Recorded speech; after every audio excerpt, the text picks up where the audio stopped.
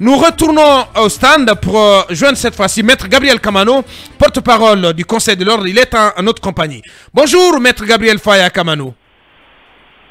Bonjour M. Lincoln, bonjour M. Abouakar et tous les animateurs de Mirador. Bienvenue sur notre antenne. Allez-y Lincoln, justement. Alors, Maître, le procès du 28 septembre devrait reprendre le 6, ça n'a pas été le cas. Et nous apprenons que cet impact est lié au mot d'ordre lancé par les avocats. Est-ce qu'aujourd'hui, il y a une issue avec les événements qu'on a connus ce week-end à Conakry, qu'il y ait entente entre vous, en tout cas pour que ce procès puisse reprendre? Où en sommes-nous par rapport aux démarches? Oui, M. Lincoln, vous vous rappelez que le 30 octobre dernier, je suis intervenu dans votre émission pour vous rappeler que la décision de boycotter les audiences a été prise par une résolution de l'Assemblée générale des avocats. Et cette Assemblée a prévu que le boycott se poursuive pour 2 semaines, ce qui fait que les audiences reprendront logiquement le 13 novembre prochain. Donc, pour l'heure, nous continuons à observer le boycott et c'est l'occasion d'ailleurs de féliciter tous les avocats de notre barreau qui ont quand même observé ce boycott jusqu'à l'heure. Oui, mais maître, un boycott qui paralyse toute la justice guinéenne, maître. Ne pensez-vous pas que, en dehors du procès du massacre du 27 septembre, donc qui va forcément, qui a été impacté par votre débrayage et qui devrait reprendre le lundi de la semaine prochaine, on est bien d'accord, mais il y a que la justice dans sa globalité, elle est paralysée. Il y a bien d'autres affaires qui restent en souffrance aujourd'hui au motif de ce débrayage, qui restent en souffrance devant les cours et tribunaux du pays à cause de votre mot d'ordre de débrayage. Et qu'en est-il de la procédure engagée au CSM par rapport, en tout cas, au procureur de Koya? Pourquoi le débrayage et en même temps la saisine du CSM? Oui, c'est les moyens que nous avons à notre disposition. Je vous ai dit la dernière fois, je vous comprends. Chaque fois, vous vous préoccupez quand même de la reprise des audiences et des avocats et des droits des plaideurs. Il est bon de vous préoccuper des droits des plaideurs, des citoyens, mais aussi il faut vous préoccuper de la sécurité des avocats. On est bien d'accord. Imaginez-vous, lorsque des cours et tribunaux deviennent des rings où on boxe des avocats, il y a de quoi s'inquiéter. Et aujourd'hui, nous vivons une insécurité totale. Vous l'avez vu avec les événements du samedi dernier. Sinon, comment pouvons-nous comprendre qu'une maison centrale là, qui est fortement gardée, que des inconnus puissent venir exfiltrer des détenus? C'est pour vous dire que nul n'est à l'abri. Aujourd'hui, nous ne sommes vraiment pas en sécurité. Ouais. Alors, donc, les avocats protestent d'abord pour qu'ils soient en sécurité. Parce que je vous ai toujours dit, comment voulez-vous que les avocats continuent à aller dans les tribunaux, à défendre leurs clients, lorsque eux-mêmes se sentent en insécurité? Cette affaire de Koya nous a démontré combien de fois nous sommes en insécurité. Le procureur allemand, Misekou Kamara, peut-être aujourd'hui c'est lui qui l'a fait, peut-être que d'autres ont les mêmes prédispositions que lui. C'est pourquoi il faut corriger la chose pour que plus jamais cela ne se répète. Donc, le boycott, nous continuons à l'observer. Bien. Et le boycott concerne toutes les audiences de toutes les juridictions du pays, sans exception. Mais à quel prix vous allez reprendre le lundi prochain? Est-ce que d'ici là, les lignes ont bougé? Est-ce que vous avez obtenu satisfaction sur vos demandes, sur vos réclamations? Non, nous déposerons, comme nous l'avons toujours dit, nous déposerons nous allons initier des actions sur le plan pénal et sur le plan disciplinaire contre les magistrats. Et puisque nous sommes actuellement en boycott, nous avons dit qu'il faut que nous soyons quand même logiques avec nous-mêmes. C'est ce qui explique que jusqu'à date, nous n'avons pas déposé de recours. Mais à partir du lundi, tous les recours seront déposés. Et maître, que faites-vous de vos clients actuellement en détention et d'autres dont les dossiers attendent? Vous avez beaucoup de plaintes aussi à ce niveau, des citoyens qui se plaignent. Oui, mais Monsieur Lincoln et les autres animateurs de l'émission Mirador, Je crois qu'il est de l'obligation des autorités de la transition, plus particulièrement des gardes des Sceaux, à ce que tout aille bien au sein de l'appareil judiciaire. Pour cela, il faut éviter tout ce qui peut fâcher. Depuis cette action, est-ce que vous avez appris qu'il y a même des reproches contre les magistrats? Vous ne l'avez pas appris? Non, pour l'instant, non. Voilà, pour l'instant. Alors que dans d'autres circonstances, nous avons vu combien de fois les décisions sont intervenues avec assez de rapidité. Donc vous pensez que maître le procureur Almami Sékou Camara est protégé par le ministre? Je ne dis pas qu'il est protégé par le ministre, je ne dis pas qu'il est protégé par quiconque, mais le silence de ce côté est quand même inquiétant. Le silence de ce côté est questionnable. Alors que dans d'autres circonstances, la réaction fut prompte. Ouais. Donc, nous ne cherchons pas à savoir qui est protégé par Paul ou qui est protégé par Pierre. Nous avons foi en nos lois, nous avons foi en nos cours et tribunaux. C'est pourquoi nous comptons porter des actions disciplinaires et pénales contre l'auteur des actes de Koya. Donc, ce boycott, il est aussi de la responsabilité des autorités qui n'ont rien fait pour que cela n'arrive. Mais vous allez tout de même vous nous rassurez que vous allez tout de même lever le boycott, même si le procureur Almami n'est pas puni entre-temps. Je continue, je reviendrai. Si les autorités ne peuvent pas nous protéger, il faut que nous-mêmes nous menons des actions pour que nous soyons protégés. Parce que la dernière fois, vous avez suivi toutes les sorties. Et sur vos antennes et dans les grandes gueules, il a toujours été rappelé que les personnes qui sont les plus exposées dans les procès du 28 septembre et dans les procès de façon générale, ce sont des magistrats, ce sont les victimes et ce sont vous les journalistes.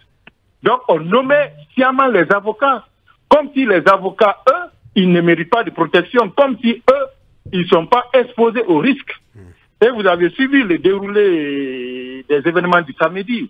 Comment des confrères, Jean-Moussa Souvogui et Jean-Baptiste Jokami Haba, ont exposé leur vie en acceptant d'aller sur le terrain pour ramener leurs clients à la maison centrale. Oui. Donc quand on fait une telle communication pour dire que les personnes à risque, ce sont des journalistes, c'est mépriser même le travail que les avocats font au quotidien. Et qui l'a dit? Maintenant, en ce qui concerne la reprise des audiences, c'est la résolution qu'il a prévue comme ça, que les audiences de boycott c'est pour 2 semaines, et que la reprise des audiences sera pour le 13.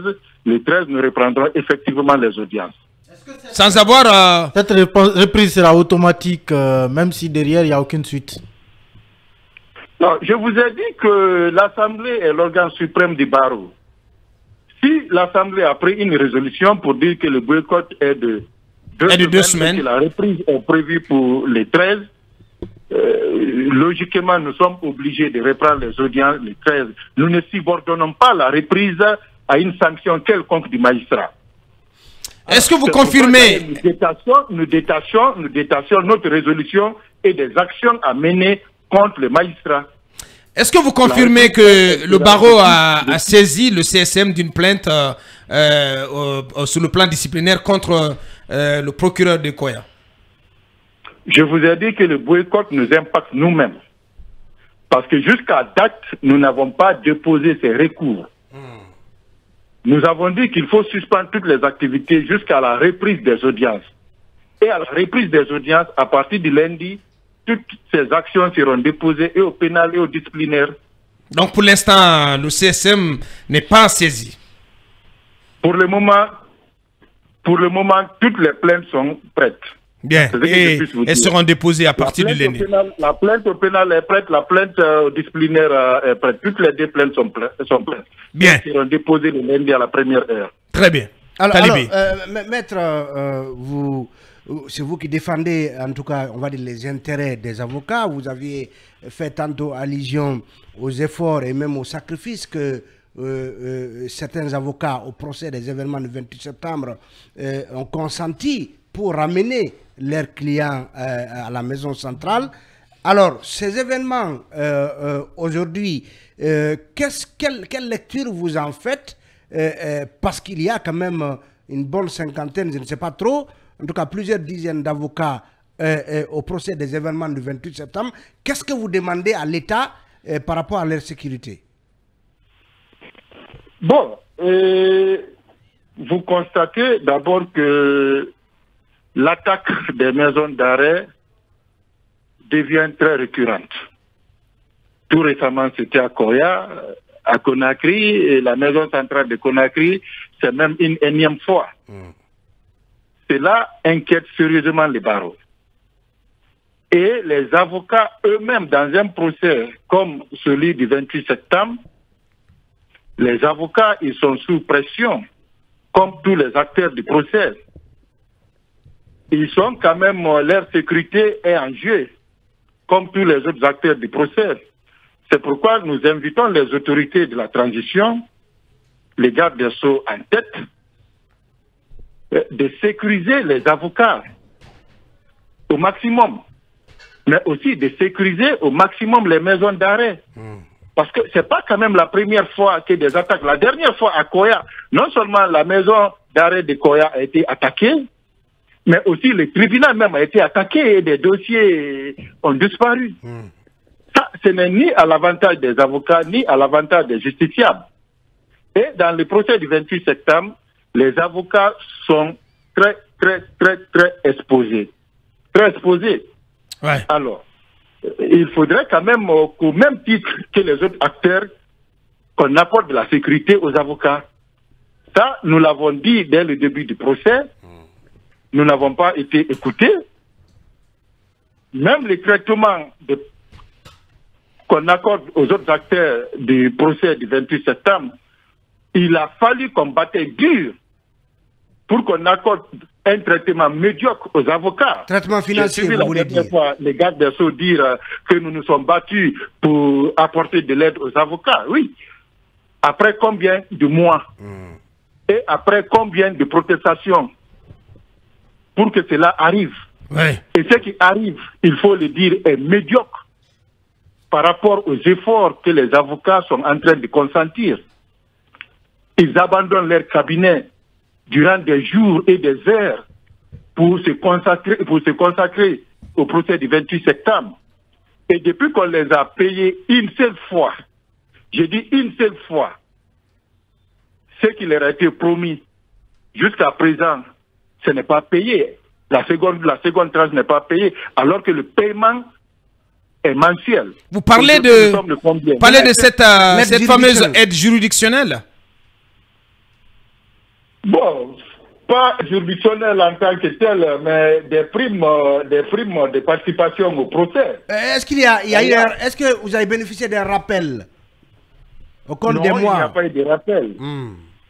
Il n'y a pas eu de rappel, et là, je vous l'ai dit sur le sujet, il a fallu quand même des efforts du Conseil de l'ordre pour que les avocats acceptent de prendre le mois de septembre et sans qu'il y ait rappel. Sinon, dans un premier temps, tous les avocats avaient refusé de recevoir le mois de septembre. Tous avaient refusé. Donc cette aide juridictionnelle est entrée en vigueur à partir du mois de septembre. Du mois de septembre. Et tous les avocats avaient exigé le rappel. À l'époque, j'assumais les fonctions de bâtonnier par intérim. Il a fallu mon implication personnelle et celle des autres membres du Conseil de l'ordre pour que les confrères acceptent de prendre le seul mois de septembre.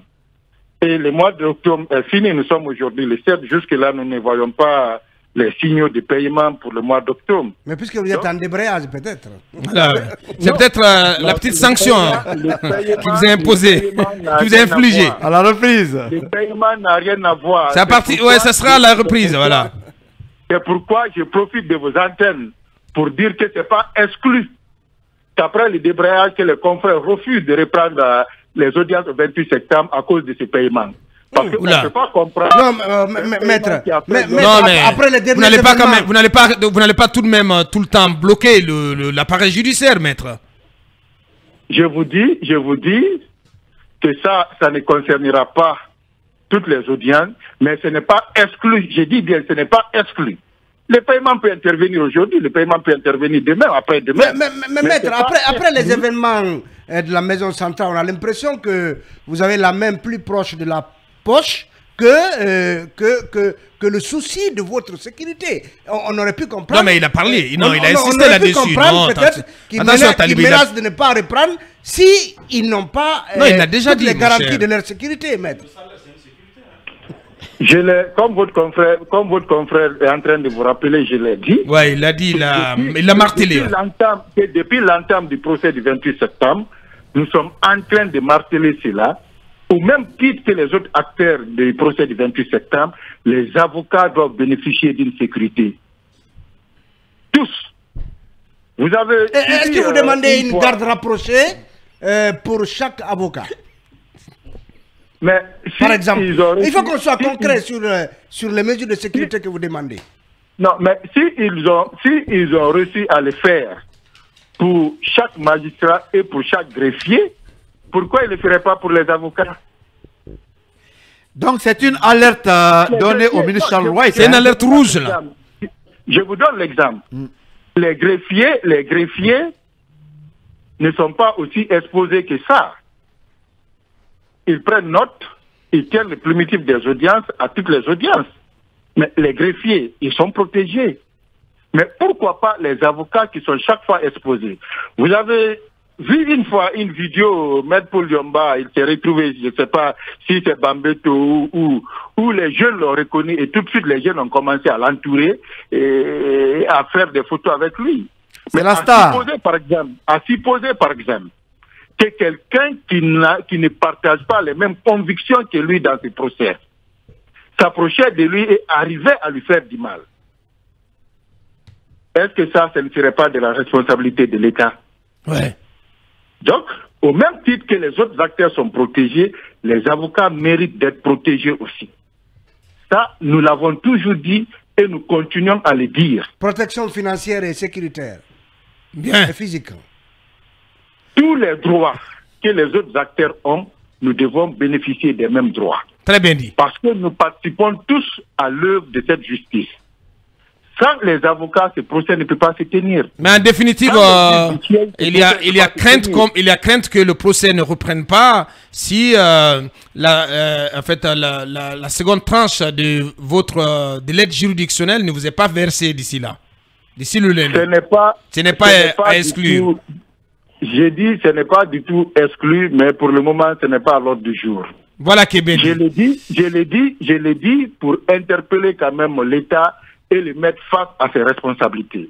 Parce que nous ne pouvons pas comprendre que jusqu'à date, que la tranche du mois d'octobre ne soit pas versée aux avocats. Eh bien voilà. Voilà qui est dit et c'est noté. Maître Gabriel Faya Kamano, porte-parole du Conseil de l'Ordre, il était un de nos invités ce matin. Grand merci à vous, maître. Merci, c'est à moi. Merci pour votre disponibilité.